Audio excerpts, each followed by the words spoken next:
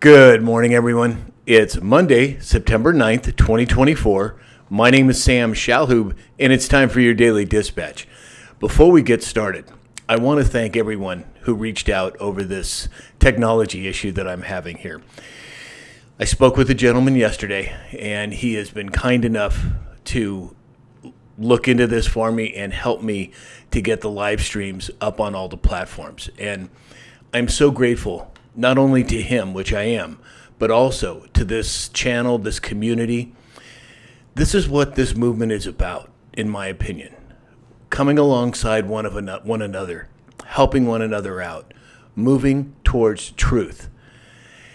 And I dare say that it's not just this community, but the greater patriot movement at large. That's what this movement is all about, reuniting America and moving forward. So thank you. So now, and before I forget, Alice Abyss will be on the live stream today, and it looks like it's only going to be on TikTok. So as we move forward with all the technology things in the background going forward, live streams will be on all of the platforms that I'm on: X, Rumble, YouTube, TikTok, etc. But today's will be on TikTok only. So now let's get to the news. First up, Democrats hoping to maintain control of the United States Senate in 2025 have been jolted by a new poll that shows Montana's incumbent Democratic senator trailing his Republican challenger by 8 points with under 2 months to go until Election Day. More of the movement away from the left and over to the conservative right. Elon Musk came out over the weekend and he said that Starlink and their satellites now constitute roughly 2/3 of all active Earth satellites. The information switch is coming, and this, I'm sure, is part of it. Retired Colonel Douglas McGregor came out with a post on X over the weekend, and he said that the Harris campaign just blamed President Trump for the botched withdrawal from Afghanistan. Well, do they have no shame? My goodness. But again, it's waking people up.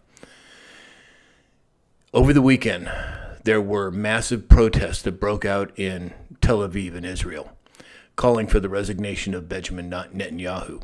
Groups behind the demonstrations estimated about 500,000 at the main protest and 250,000 at other rallies around the country. This great awakening is not just here in America, it's all over the world, and I, for one, am glad to see it.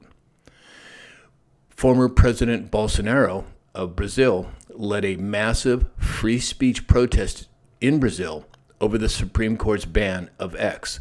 Now, I saw images of this protests, and I can't estimate exactly, but it sure looks like if tens of thousands, if not hundreds of thousands of people protesting that X ban in Brazil. This next story, we've talked a lot about Democrats that have moved over to support President Trump.